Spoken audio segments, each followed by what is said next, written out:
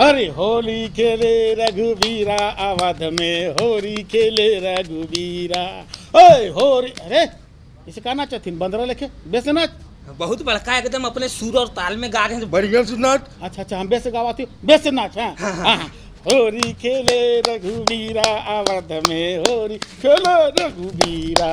होली खेले रघुवीरा अवध में, होली के। भाई क्या हो रहा है? जोहार दीदी, जोहार जोहार जोहार जोहार। लगता है आप लोगों पे ही होली का खुमार चढ़ा हुआ है। का दीदी फगुआ में होली कर खुमार चकते तो कहिया चकते और का। हाँ तो चलो चलो पहले अपने दर्शकों का भी तो स्वागत करें। हाँ जरूर जरूर दीदी। जोहार जोहार भाई बहन जोहार। आप लोगों को हमारी ओर से होली की ढेर सारी शुभकामनाएं। तो आप देखिए खबरें खेती की।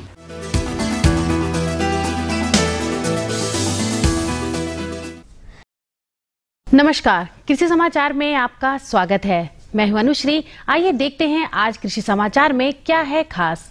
राज्य में चलाई जा रही है बीज विनिमय योजना। सर्पगंधा की खेती कर हो सकते हैं लाभान्वित। छोटे मोटे कृषि कार्यों के लिए बेहतर है खुरपी। कृषि के विकास और किसानों के कल्याणार्थ राज्य में कई प्रकार की योजनाएं चलाई जाती हैं, जिनमें से एक महत्वपूर्ण योजना है बीज विनिमय योजना। इस योजना के तहत किसानों को लैंप्स के माध्यम से प्रमुख अनाजों के उन्नत बीज 50% अनुदान में मुहैया कराए जाते हैं। हम लोग किसानों को खरीफ में और रबी में बीज देते हैं 50% अनुदान में, और ये लैंप्स के माध्यम से होता है। और हम लोग किसानों को खरीफ में भी दिए और रबी में 400 कुंटल हम लोग गेहूं इस बार किसानों को दिए हैं। किसान भाइयों, वैसे तो चने की फसल हमारे प्रदेश में कई जगहों पर तैयार हो चुकी है या तैयार होने की अवस्था में है, परंतु जो किसान देर से चने की बुआई किए हैं वे बेहतर पैदावार के लिए फूल आने से पहले खुटाई करें। इससे बहुत तरह के लाभ होते हैं।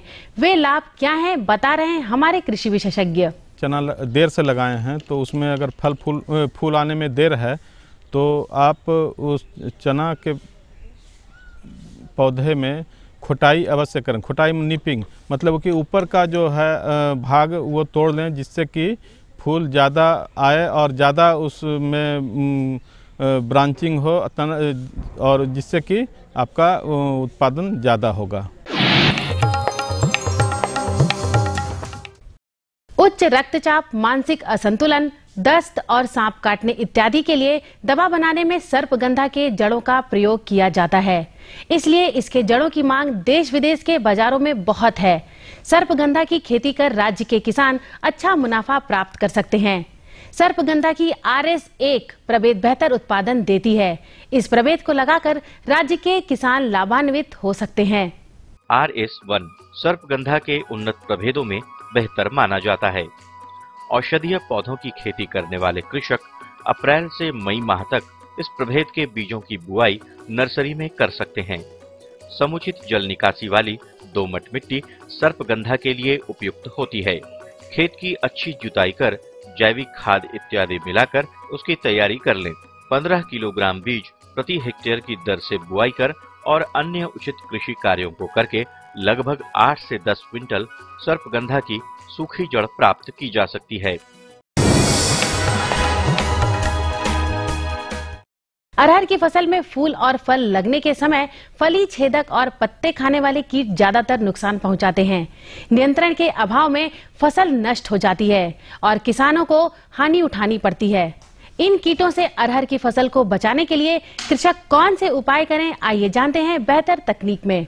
किसान भाइयों, अभी आपका राहड़ में फल बनने का समय भी आ गया है। कुछ फूल भी दे रहा है लेकिन फल बनने का समय में आ गया है, और इसमें आपका फली छेदक कीट, पत्ता खाने वाला कीड़ा, इसका प्रकोप बहुत ज़्यादा रहता है राहड़ में। तो इसके लिए किसान भाइयों क्विनल फर्स्ट की दवा आता है, इसका आप 1.5 ml प्रति लीटर पानी में मिलाकर इसका छिड़काव कर दें और पुनः ही 10 दिन के अंतर पर दोबारा कर दें। तो इससे आपका फल छेदक राहड़ में फल छेदक कीट से नियंत्रण पाया जा सकता है।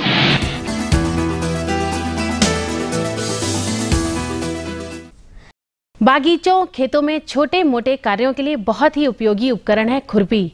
ये दिखने में तो काफी छोटी होती है, परंतु इससे अनेक तरह के काम लिए जा सकते हैं। ये सामान्य और छोटा सा दिखने वाला यंत्र खुरपी है। खेतों, बागीचों में इसकी उपस्थिति किसानों का बहुत सहयोग करती है। मिट्टी फोड़ने, मिट्टी पलटने, पौधा उखाड़ने, खरपतवार निकालने इत्यादि कई प्रकार के काम इससे लिए जा सकते हैं। 10 इंच के इस उपकरण में आगे लोहे का फाल लगा होता है और पीछे 5 इंच का लकड़ी का हथौड़ा लगा होता है।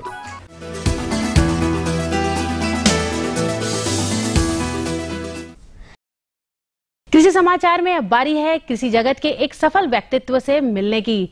तो आइए मिलते हैं सफल किसान से।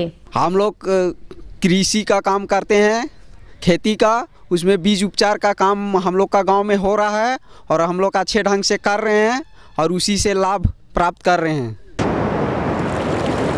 और अब एक नजर राज्य के कुछ प्रमुख शहरों के मौसम के मिजाज पर। आज राज्य के कुछ प्रमुख शहरों के तापमान इस प्रकार दर्ज किए गए। रांची अधिकतम 26 डिग्री सेल्सियस और न्यूनतम 17 डिग्री सेल्सियस। देवघर अधिकतम 27 डिग्री सेल्सियस और न्यूनतम 19 डिग्री सेल्सियस। गोड्डा अधिकतम 27 डिग्री सेल्सियस और न्यूनतम 20 डिग्री सेल्सियस। कोडरमा अधिकतम 24 डिग्री सेल्सियस और न्यूनतम 18 डिग्री सेल्सियस। चाईबासा अधिकतम 31 डिग्री सेल्सियस और न्यूनतम 19 डिग्री सेल्सियस। और हजारीबाग का तापमान अधिकतम 24 डिग्री सेल्सियस और न्यूनतम 18 डिग्री सेल्सियस रहा।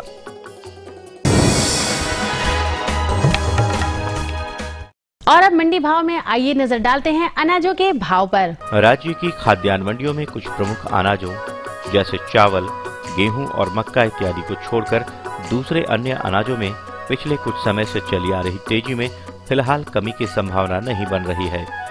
उधर सब्जी मंडियों में भावों को लेकर फिलहाल स्थिरता बनी हुई है, परंतु बाजार विशेषज्ञों के अनुसार आने वाले समय में सब्जियों में तेजी संभव है। वहीं आज भी के कुछ प्रमुख अनाजों के भावों पर नजर डालें तो इस प्रकार रही।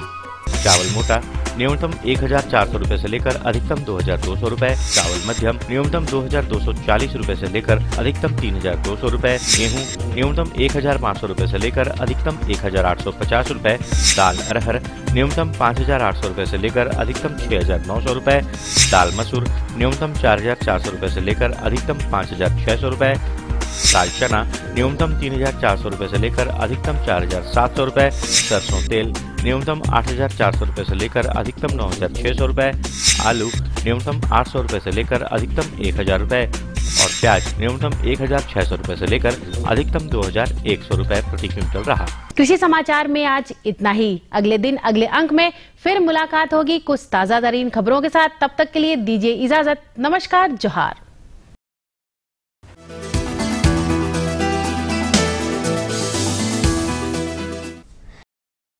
ये लो और बताओ। बस। अरे ये क्या भैया जी, बस इतनी सी रासायनिक खाद? किसानी छोड़ रहे हो क्या? किसानी नहीं, नादानी छोड़ रहे हैं। मिट्टी की जांच कराई है। अब तो लाला जी जितनी जरूरत है उतने ही उर्वरक खेत में डालेंगे। हाँ, किसान भाई आज ही अपने जिले की नजदीकी भूमि परीक्षण प्रयोगशाला में मिट्टी की जांच जरूर करवाएं और मिट्टी में पोषक तत्व, नमी व पौधे के विकास को देखते हुए केवल जरूरत के अनुसार ही पोषक तत्व डालें। और हाँ, मिट्टी में गंधक, जस्ता, बोरोन जैसे सूक्ष्म पोषक तत्वों का पता लगाना भी न भूलें। उर्वरक और जैविक खाद के सही उपयोग से भूमि का उपजाऊपन बनाए रखें, उत्पादकता बढ़ाएं, खर्चा घटाएं और बहुमूल्य विदेशी मुद्रा बचाने में भी सहयोग दें। और हाँ, धीमी गति से नाइट्रोजन उपलब्ध कराने वाले उर्वरकों जैसे नीम लेपित यूरिया को प्राथमिकता दें और यूरिया का पत्तों पर छिड़काव करें। अरे वाह, तू तो सचमुच समझदार हो गया रे। अधिक जानकारी के लिए संपर्क करें जिला कृषि अधिकारी या किसान कॉल सेंटर। दादा दादा, अरे दादा, अरे क्या हुआ रे भक्ता? हम तो बर्बाद हो गए दादा। अरे कौन आता लगता भक्ता? दादा, हमारे फसल को पाला मार दिया दादा।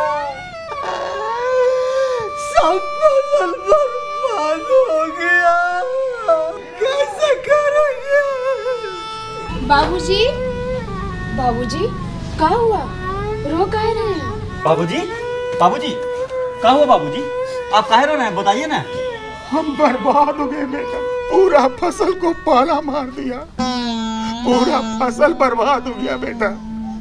अब महाजन का कर्ज और ब्याज कहाँ से चुकता करेंगे?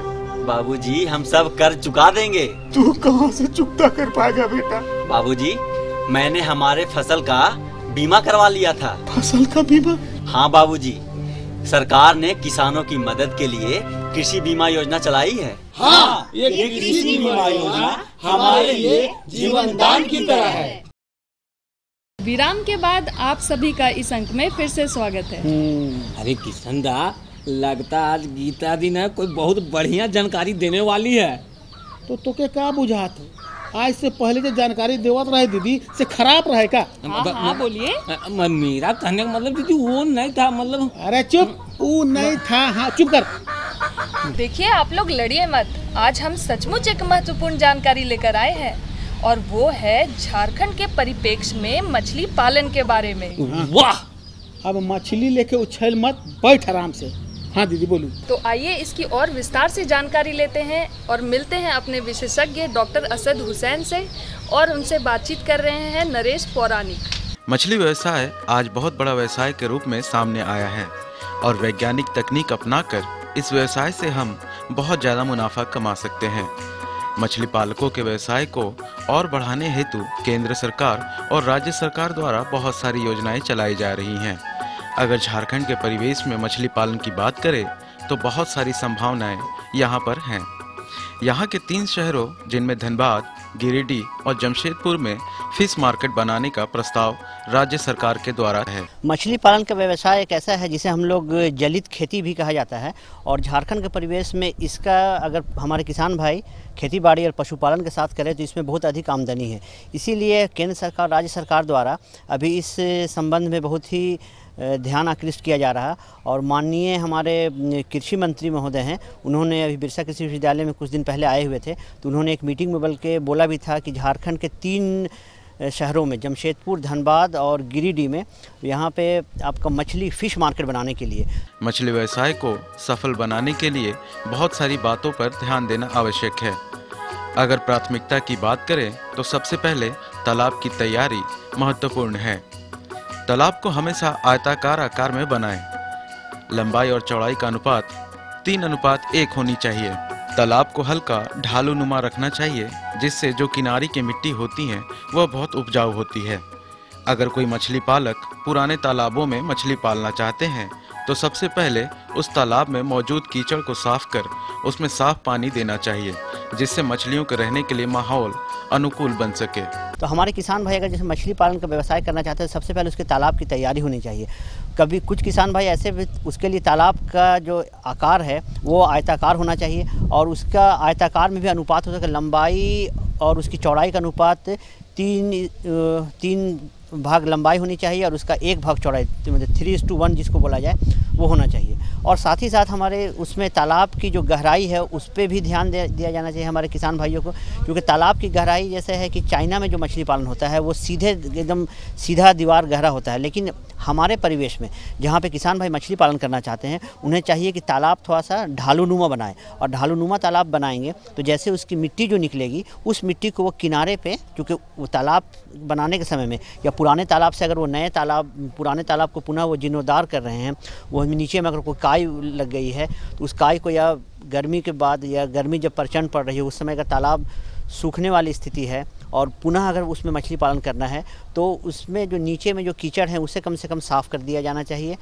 आमतौर से झारखंड में 6 प्रकार की मछली का पालन बड़े पैमाने पर किया जाता है जिनमें सिल्वर कार्प, कतला, रोहू और मृगल प्रमुख हैं।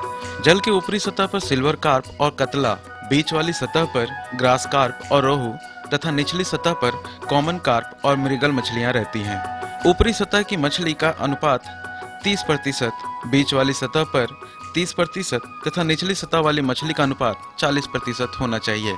किसान भाई को कम से कम जो भी अगर एक मिक्स्ड जो मछली पालन होता है उसमें 6 विभिन्न प्रकार की मछलियां डाली जाती हैं और ये मछलियां जो हैं सो 6 प्रकार की मछलियों में सबसे जो ऊपरी सतह में जो रहने वाली मछली है उसका नाम है आपका सिल्वर कार्प एंड कतला। जो बीच में जो रहती है वो है आपका ग्रास कार्प और रोहू, और सबसे नीचे वाले में जो रहती है वो है कॉमन कार्प और मृगल। तो सबसे ऊपरी सतह में जो 2 प्रकार की मछली जो सामान्य अवस्था में पाई जाती है वो उसका अनुपात होना चाहिए 30%। बीच में जो सतह में जो मछली पाई जाती है जो कॉमन कार्प और रोहू, उसका अनुपात होना चाहिए 30%। और सबसे नीचे जो सतह में जो मछली पाई जाती है वो आपका ग्रास कार्प और दूसरा जो है ग्रास कार्प और मृगल है, इसका अनुपात 40% होना चाहिए। नर और मादा मछली में बाहरी तौर पर निषेचन होता है और अंडों का विकास 72 घंटे में होता है, जिसे स्पॉन कहते हैं। स्पॉन एक जगह झुंड में अंडे के आकार का होता है, जिसे आम भाषा में मछली का जीरा भी कहा जाता है। यह 15 से 20 दिनों में फ्राई बन जाता है, जिसकी लंबाई 1 इंच होती है। बाद में सही देखभाल से 3 से 4 महीने में यह फिंगरलिंग जैसा 3 से 4 इंच का हो जाता है। जिन मछली पालकों के पास मौसमी तालाब हैं, वो मछली के फ्राई से फिंगरलिंग तक का पालन कर सकते हैं। जिनके पास बड़े तालाब हैं, वे फिंगरलिंग को अपने तालाब में पालकर 8 से 10 महीनों में 700 ग्राम से लेकर 1 केजी तक की मछली प्राप्त कर उनकी बिक्री करके ज़्यादा से ज़्यादा मुनाफा कमा सकते हैं। मछली पालन में चूँकि ये विभिन्न चरणों में होता है, सबसे पहले तो हमारे किसान भाई ये जाने कि जब नर और मादा मछली अगर तालाब में जब छोड़ा जाता है तो उनका जो प्रजनन होता है वो बाहरी प्रजनन होता है। समय आने पे जो है जो मादा मछली होती है वो अंडे का निषेचन करती है और नर से उसके जो स्राव होता है वो फिर उसका जो फर्टिलाइजेशन होता है, निषेचन, वो बाहरी होता है। उसी के समझिए कि ठीक 72 घंटे के बाद जो है सो वो अंडे से जो फर्टिलाइज एक रहता है या निषेचित अंडा रहता है, उस अंडे से आपका जो स्पॉन जो होता है वो बनता है 72 घंटे के बाद। और उस स्पॉन के बाद जो स्पॉन जो बनता है, जिसे हम लोग मछली का जो जीरा बोलते हैं, उस स्पॉन के बाद फिर 15 से 20 दिनों के बाद वो आपका ये बनता है, फ्राई बनता है। जिसके फ्राई को पहचानने के लिए किसान भाई स्पॉन तो देखेंगे किसान भाई, तो एक जगह झुंड में रहेगा, वो अंडे का आकार का या पानी में थोड़ा सा गाढ़ा जैसा रहेगा। और जो उसके जो अब देखेंगे 15 से 20 दिन के बाद जो बनता है उसे फ्राई कहते हैं, जिसका आकार जो है सो लंबाई में 1 इंची होता है। उस 1 इंची के बाद फिर आप देखेंगे कि 3 से 4 महीने के बाद वो फ्राई जो है वो फिंगरलिंग सा हो जाता है, जिसका आकार 3 से 4 इंच होता है। मतलब फ्राई हो गया आपका 1 इंच आकार का और फिंगरलिंग हो गया वो 3 से 4 इंच आकार का। मछली पालन के लिए कुछ बुनियादी बातों पर भी नज़र रखनी चाहिए। समय समय पर तालाब को साफ करते रहना चाहिए। मछलियों के लिए विटामिन मिनरल मिक्सचर डालते रहना चाहिए, जिससे मछलियाँ स्वस्थ रहें। जल में गोबर डालना चाहिए, जिससे मछलियों को जैविक खाद मिलता है, लेकिन गोबर भी संतुलित मात्रा में डालना चाहिए और समय समय पर पानी की रिसाइकलिंग करते रहना चाहिए। व्यावसायिक रूप से मछली पालन हेतु 1 एकड़ के तालाब में या 1 हेक्टेयर में 25,000 मछली का जीरा तथा 6,000 3 से 4 इंच वाले फिंगरलिंग का पालन करना लाभदायक होता है। स्पॉन 80,000 से 1 लाख की संख्या में प्रति हेक्टेयर की दर से तालाब में पालना चाहिए, मगर इसमें 30 से 40% स्पॉन मर जाती हैं। वैज्ञानिक विधि अपनाकर मछली पालन करने से हम इनकी मृत्यु दर की संख्या में कटौती कर सकते हैं और कम लागत में ज़्यादा से ज़्यादा मुनाफा कमा सकते हैं। ये हैं श्रीमान भोलू भाई, ये हैं श्रीमान समझू भाई। भोलू भाई हैं बड़े ही भोले, समझू भाई हैं बड़े ही सुलझे। भोलू भाई ने सब्जी लगाया, समझू भाई ने भी सब्जी लगाया। भाई समझो, हाँ? तुम भी टमाटर लगाए और हम भी टमाटर लगाए। हाँ? तो क्या तुम्हारी और मेरी जमीन बराबर है, फिर तुम पैसा ज्यादा कैसे कमाए? अच्छा भाई भोलू, एक बात बताओ, तुम बीज टमाटर के कौन से लगाए? अरे वो बताओ। अरे जो मिला वही लगा दिए। यही तो बात है भोलू, अब जो भी बीज लगाने से काम नहीं चलेगा। उन्नत किस्म के बीज लगाओ और पैदावार बढ़ाओ। जी हाँ, कृषि वैज्ञानिकों की सलाह लेकर सफल एवं अच्छी पैदावार के लिए उन्नत किस्म के बीज अपनाएं। धन्नो? हाँ भाई मनु। ये बिरसत हमेशा मोबाइल में लगा रहता है। बताओ कितना कम चोरी करता है, फिर भी इसकी फसल लहलहा रही है, ऐसा क्यों? जरूर दाल में कुछ काला है। हाँ भाई धन्नो, काला तो है। अरे भाई, दाल में कुछ काला नहीं है। हम तो किसान कॉल सेंटर में बतिया रहे थे। किसान कॉल सेंटर? हाँ, किसान कॉल सेंटर। सरकार ने किसानों की मदद के लिए ये किसान कॉल सेंटर बनाए हैं। कृषि से संबंधित कोई भी जानकारी लेनी हो तो 1800-180-1551 पर फोन कर सकते हो। अब फोन का पैसा नहीं लगता है? अरे नहीं, ये बिल्कुल मुफ्त है। तुम सुबह 6 बजे से रात के 10 बजे तक कभी भी कॉल कर सकते हैं, और वो भी साल के 365 दिन।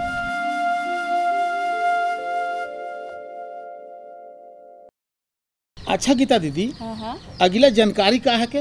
अगली जानकारी है अमरूद की सघन बागवानी के बारे में। तो सघन बागवानी? अरे सघन बागवानी मैंने सघन बागवानी और का दीदी? तो अमरूद के सघन बागवानी के बारे में विस्तार से जानकारी लेते हैं अपने विशेषज्ञ डॉक्टर नसीम से, जिनसे बातचीत कर रहे हैं हमारे सहयोगी भानु घोष। किसान भाइयों नमस्कार, कृषि दर्शन के इस कार्यक्रम में आपका स्वागत है। किसान भाइयों, आज हमने आपके लिए विषय रखा है अमरूद की सघन बागवानी, और इस विषय पर जानकारी देने के लिए आज हमारे साथ है कृषि विज्ञान केंद्र जगन्नाथपुर पश्चिमी सिंहभूम के विशेषज्ञ मोहम्मद नसीम जी। आइए इनका स्वागत करते हैं। नसीम जी, आपका हमारे इस कार्यक्रम में स्वागत है। ठीक है, धन्यवाद। नसीम जी, जैसा कि आज का हमने विषय लिया है अमरूद की सघन बागवानी, तो इसके विषय में आप हमारे किसान भाइयों को बताएं कि सघन बागवानी करने के लिए किन किन बातों पर वो ध्यान देंगे। सघन बागवानी का मतलब यह है कि आप प्रति इकाई क्षेत्र में उत्पादकता कैसे बढ़ाएं। परंपरागत तरीके से हम अमरूद को 5 मीटर दूरी में लगाते हैं, पौधा से पौधा और कतार से कतार। तो सघन बागवानी में यह होता है कि हम नज़दीक में लगाते हैं, 2 मीटर 1 मीटर दूरी में लगाते हैं। इससे पैदावार अच्छी होती है और करीब परंपरागत तरीके से जो हम खेती करते हैं और फिर सघन बागवानी जो करते हैं उसमें 250% उत्पादकता बढ़ जाता है। अगर इस तरह खेती करेंगे किसान भाई तो प्रति हेक्टेयर 50 टन पैदावार होती है अमरूद की। तो इसके लिए आप उसकी तैयारी करने के लिए, उसको लगाने के लिए आप 2 मीटर 1 मीटर में आपको गड्ढा खोदना होगा और गर्मी शुरू गर्मी के मौसम में जैसे अप्रैल मई में गड्ढा आप बना दीजिए 2 फीट 2 फीट 2 फीट 2 फीट लंबा, 2 फीट चौड़ा, 2 फीट गहरा। उस गड्ढे को बनाने के बाद उसमें जैसे बरसात होता है तो बरसात के टाइम में उसमें खाद वगैरह मिला दीजिए, जैसे 10 किलो कंपोस्ट, 2 किलो करंज खल्ली, 300 ग्राम NPK जो खाद है उसको मिला के गड्ढा को भर देंगे। और मानसून ब्रेक जब होता है उसके बाद 1-2 बार पानी पड़ने के बाद उसमें पौधे को लगा देते हैं। 2 महीना के बाद उसको 40 सेंटीमीटर की ऊंचाई में उसको काट देते हैं, छटाई कर देते हैं। उसके बाद फिर 3 से 4 महीना में जो फिर उसमें 3-4 सूट निकलता है उसको फिर 50% काट देते हैं और 5 से 6 महीने में फिर उसका 50% काट देते हैं। और इस तरह सघन खेती जो करते हैं इससे जो प्राकृतिक संसाधन का उचित इस्तेमाल होता है। कम एरिया में आप अधिक पैदावार ले सकते हैं और उत्पादकता बढ़ जाती है। किसान भाइयों, इस तरह करके आप सघन फार्मिंग कर सकते हैं और इसका इच्छित परिणाम आया है और पैदावार में इजाफा होता है। अमरूद एक लंबी वृक्ष होती है, बहुत बड़े वृक्षों में तब्दील हो सकती है, तो इसके देखभाल के लिए हमारे किसान भाई किन किन बातों पर ध्यान देंगे? उसमें आप सिंचाई वगैरह करते रहें। जाड़े में 3 हफ्ते में 1 दिन करें, फिर गर्मी में 3-4 दिन में सिंचाई करें, निकाई गुड़ाई करते रहें। उसके बाद अक्टूबर और अप्रैल महीने में उसकी कटाई छटाई करें। कटाई छटाई में उसको हम ट्रेंड करते हैं, फिर छांटते हैं, 40 सेंटीमीटर की ऊंचाई पर छांट देते हैं। उसको ऊंचाई में ज़्यादा ऊपर नहीं जाने देते हैं। यह कटाई छटाई करने से उसमें ब्रांचिंग होता है, ब्रांचिंग में फूल आता है और फल आता है।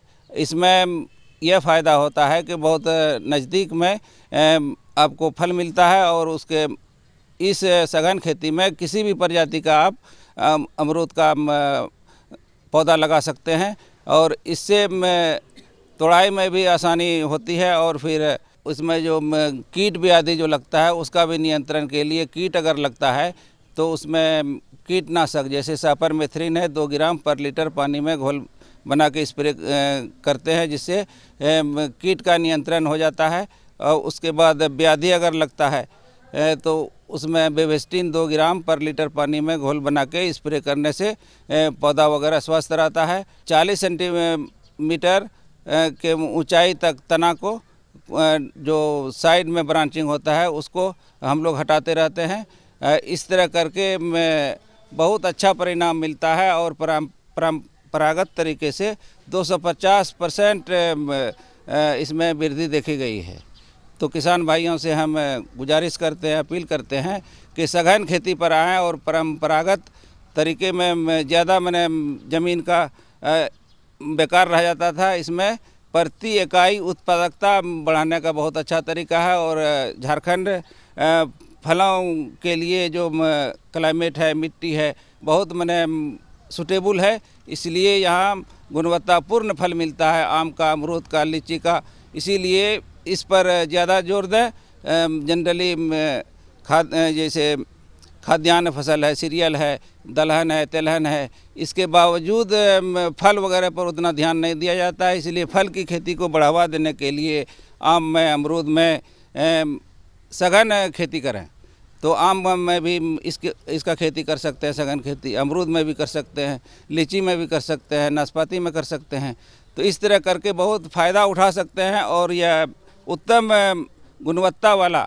गुणवत्तापूर्ण यहाँ झारखंड की मिट्टी से फल बनता है। इस पर किसान भाई अपना ध्यान दें और अधिक से अधिक मैंने लाभ कमाने की कोशिश करें, ताकि मैंने आप चारों तरफ से खेती बाड़ी से फल, सब्जी, दलहन, तेलहन, लाह तसर, हर तरह से आप मछली पालन, दुग्ध पालन, इसकी खेती करके आप अपने जीवन स्तर को ऊंचा उठा सकते हैं और आमदनी को बढ़ा सकते हैं। नसीम जी, ये तो आपने बात बताई कि सघन खेती के बारे में किन किन बातों पर ध्यान देता है। अक्सर देखते हैं या हम ये कह सकते हैं कि झारखंड में दीमक का प्रकोप बहुत ज़्यादा होता है।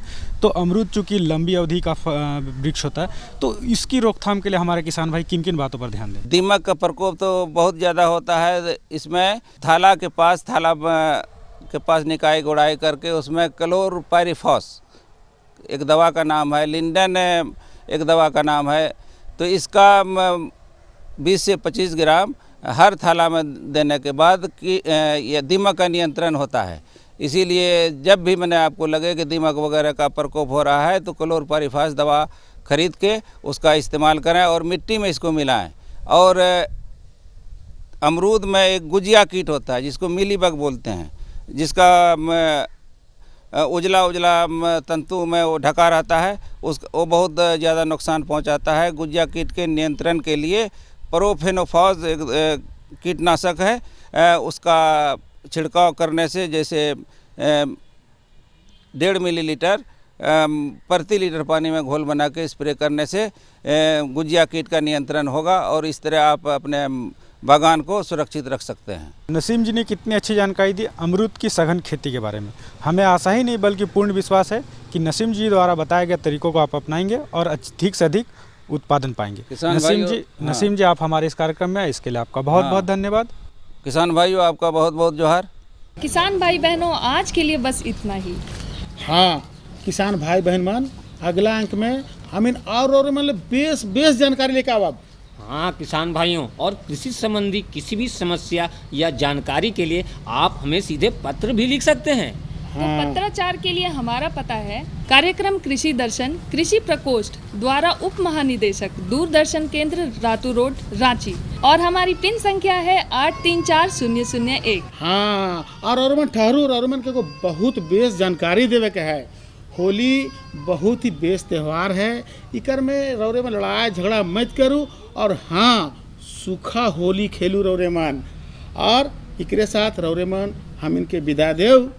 जोहार। होली है।